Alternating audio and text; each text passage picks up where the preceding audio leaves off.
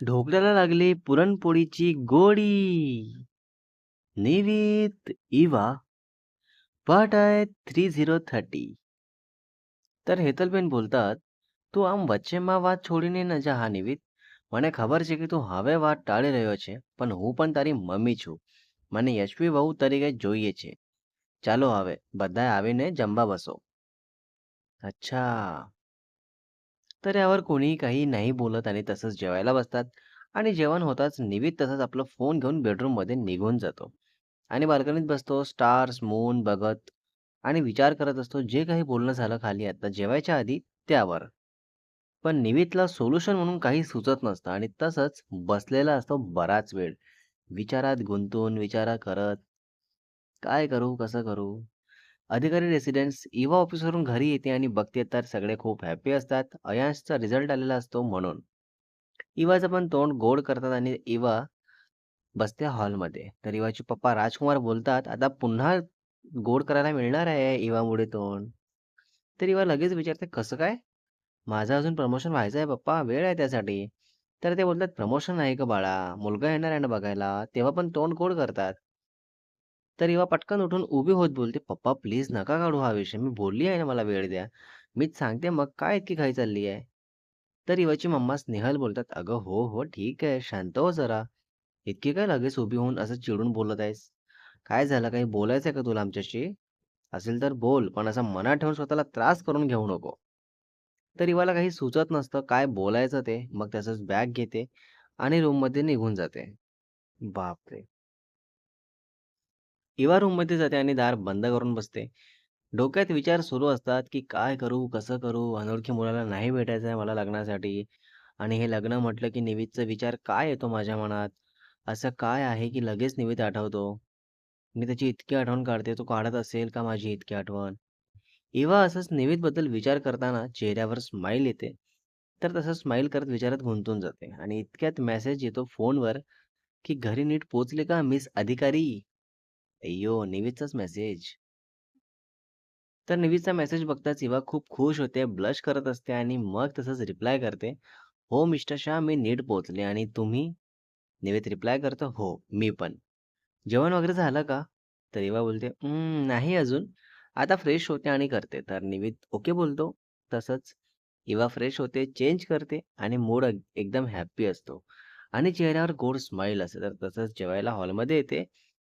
तर इवाचे मम्मी-पप्पा हे नोटीस करतात, की इवा रूममध्ये जाताना चिडून गेली, रागात होती आणि आता लगेच हसत जेवायला येत आहे. म्हणजे काहीतरी असं आहे जे आम्हाला नाही माहिती.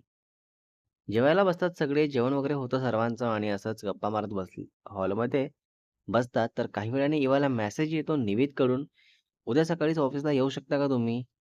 कारण दुपारनंतर मी पूर्ण बिझी आहे. बाहेर पण जायचं आहे मला, सो म्हणून सांगा." तर इवा फोन घेते आणि मेसेज करते, "हो, येऊ शकते. आत्ताच मेल टाकते मी उद्याच्या शेड्यूलबद्दल.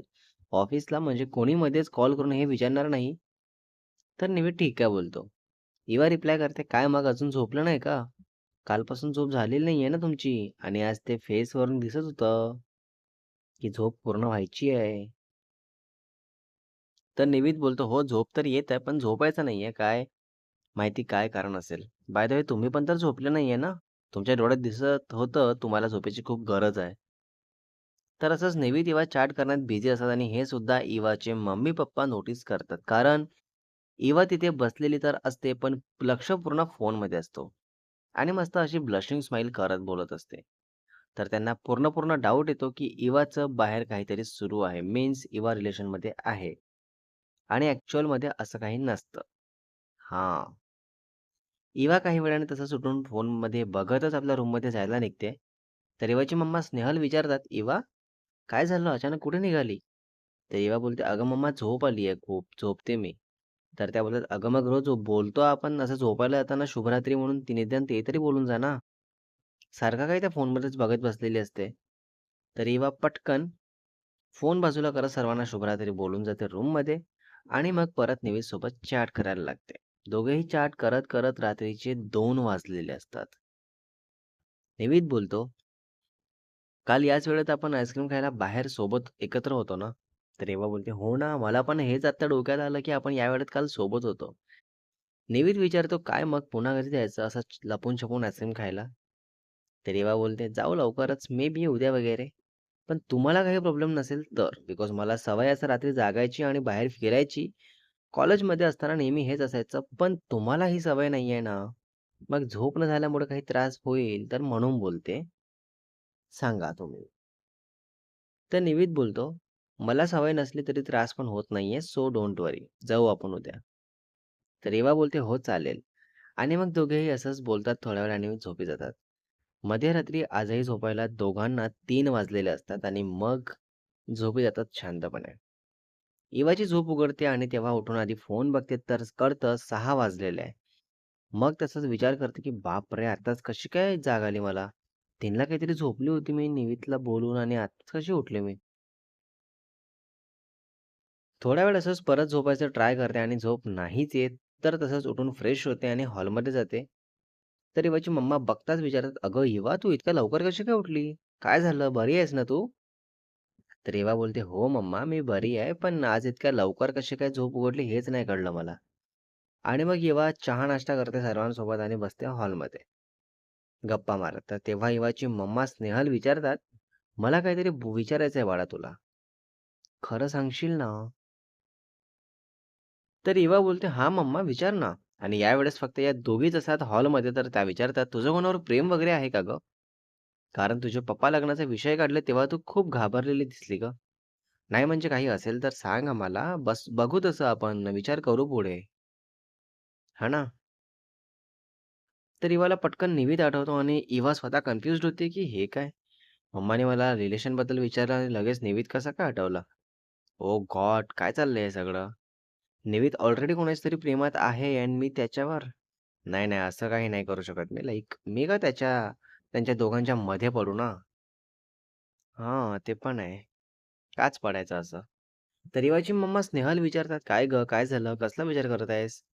बोल ना, मी काहीतरी विचारलंय तुला." तर इवा बोलते, "अगं काही नाही, ऑफिसचं काम आठवलं मला अचानक, सो तेच विचार करत होती." स्नेहल मनातच बोलतात, "ऑफिसचं काम वगैरे काही नाही आठवलं बाळा तुला. तुला तो पर्सन आठवला त्याच्यावर तुझं प्रेम आहे किंवा तुझं रिलेशन आहे. नक्कीच काहीतरी आहे जे मला शोधून काढायला हवं." हां, खरं आहे. इवा बोलते, "बरं चल मम्मा, मी माझं आवरून घेते." आणि इवा रूममध्ये चालली जाते आणि निवीदबद्दल विचार करत असते, की कोण असेल ती मुलगी जिच्या प्रेमात निवीद पडलाय आणि निवीद मला किती ट्रस्ट करतो ना. रिलेशन अजून स्टार्ट नाही झालं तरी मला शेअर केलं. So sweet. Don't worry mister शा, मी तुमचा हा ट्रस्ट कायम जपून ठेवणार. आय मीन कधी ब्रेक नाही होऊ देणार. इवाच्या चेहऱ्यावर गोड स्माईल असते आणि असाच चेहरा मिररमध्ये बघते, तर स्वतःलाच बोलते, की मी का इतकी खुश होत आहे? खरं तर माझ्याबद्दल इथे काहीच नाहीये, मग तरी का? बरं असो, चल आवरून घेते फटाफट आणि निघते ऑफिसला. उशीर होईल नाही तर. शाह रेसिडेन्स निवित आज पण उशिरापर्यंत झोपलेला असतो, तर हेतलबेन बोलतात, "અરે બાપરે! આજે પણ નિવેશ સૂતો જ છે. આજે પણ સમય પર ઉઠ્યો નથી. એ પહેલે ક્યારેય આવું નહોતું કરતો. તો હવે છેલ્લા 2 દિવસથી આને શું થયું છે કે આટલું મોડું સુધી ઊંઘે છે? થોભ, હું જ જઈને જોઈ આવું." बापरे! आता चक्क त्या स्वतः जात आहेत. Next part is coming soon guys. Part 31 मध्ये बघणार आहे आपण आता हेतलबेन जाऊन निवितला उठवून काय बोलतात, काय विचारतात आणि निवित त्यांना काय सांगतो आणि निवित इवाचं बोलणं केव्हा आणि कशावर होईल आणि दोन्ही फॅमिलीजला भरपूर हिंट आलेली आहे. त्यांना कळेल का निवित इवाला एकमेकांबद्दल फीलिंग आहे ते आणि स्टोरीमध्ये पुन्हा पुढे काय बघायला मिळेल तेही बघू. रायटर अँड एडिटर शुभ वासेकर. हो.